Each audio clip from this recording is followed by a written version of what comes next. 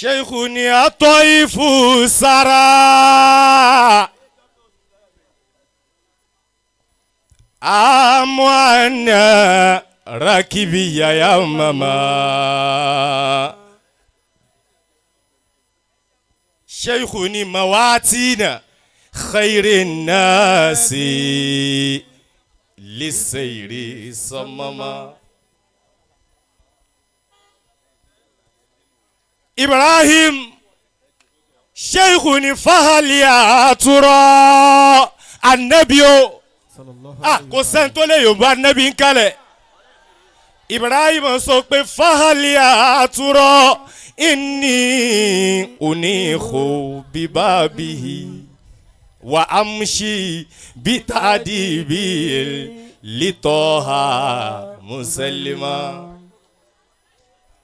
Baba Imam General Sheikh ni fahali àtúrọ̀ inni unikhu bibabihi wa amshi bitadibi litoha musallima unaji aminallahi khazina sirrihi famuti dhawil faqati kanzan wa magnama.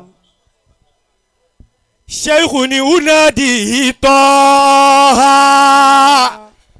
kò sẹ́ni tó lè yọ̀nbọ̀ ànábì ń kalẹ̀ mọ́.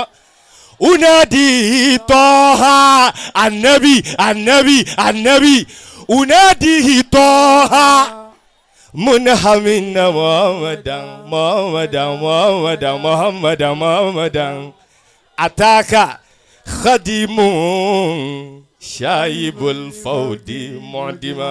Abaya kuba sheikhuni a'adhkuru hali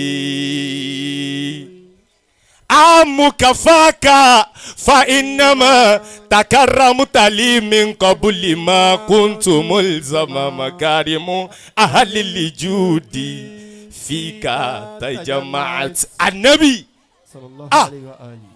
oni wa qad ishta askhanasi balidum takrama nítorí bá mi Ainu Ridoh èyí tó fẹ́ gbọ́ aláìdé Sheikh Ibrahim sọ pé wusulu jamil masikina bihabuliya tahaqqaqahu man lam yukadhib bi rabbiya fajaubi fayafi fil ma'arifi lam turam faqad qasura al aqtabu andar kishawiya bi fadli ilahi nasi jalla jalaluhu atakwawiyo bifadli ilahi nasi annabi Muhammadu bifadli ilahi nasi jalla jalaluhu wa hubbi rasulillahi toha annabi annabi nabiya sheikhuni halafutu yamina.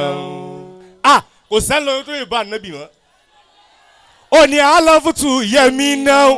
Innani la yuhibuni siwa sadin wala kisu fi hali bogdiya. Bàbá aláṣẹ́ra bàbá àtàkpàwé ó ní halafutu yamina ó ní mo búra. Innani la yuhibuni siwa sadin wala kisu fi hali ó ní waqad alimal aqwamu kai ó ní waqad alimal aqwamu anni khadimuhu fawasilu habibillahi Zulfah biwasliya wa ma qultu qawli ades ilode ma qultu qawli shatahan mutabajiya wa ma masani sukru yugayibu ya Ibrahim wani wa inna khututi yomba nabi wa inna khututi lilanami saadatun ولم يشق يوما من رآني وخطيا ولما قلت هذا يس ولما قلت هذا دون إذني وإنني لا أكتم سرا لا يباه ودا gbogbo nta nabi ba belara dìde fa nabi báyìí ká máa sọ pé la ilaha illallah muhammadur maulana la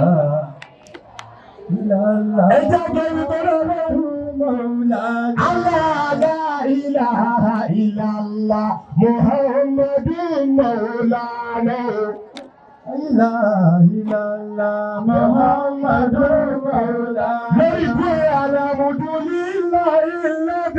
هدانا مولانا ومن يحبني ومن يراني مولانا في جنة الخلد بلا بهتان المولى لا إله إلا الله محمد اللهم صل على سيدنا محمد الفاتح الماء وقل قول خاتم الماء سبق ناصر الأخلاق والهادي إلى صراطك المستقيم وعلى آله حتى قدره وبقدر العظيم هدية منا إليك يا رسول الله. nítorí fọ́lọ́ lẹ́ẹ̀kan náà. sallallahu alaihi wasallam. nítorí fọ́lọ́ wọn sọ ọ́rọ́ rẹ̀ sọ́dọ̀. Allahu akbar. ibi ń kọ́ ni. ọlọ́run Azakir ọlọ́run dákúndé kí yára yín pẹ́ ọ́. Amina. mọ́ ni ó bàjẹ́ láéláé. Àmín. bí kò tún máa dá sí. Amina. ọlọ́run àfẹ́tọ́lọ́ ní sànẹ́bì. Sallallahu alaihi. wala la hawla wala quwwata illa billah.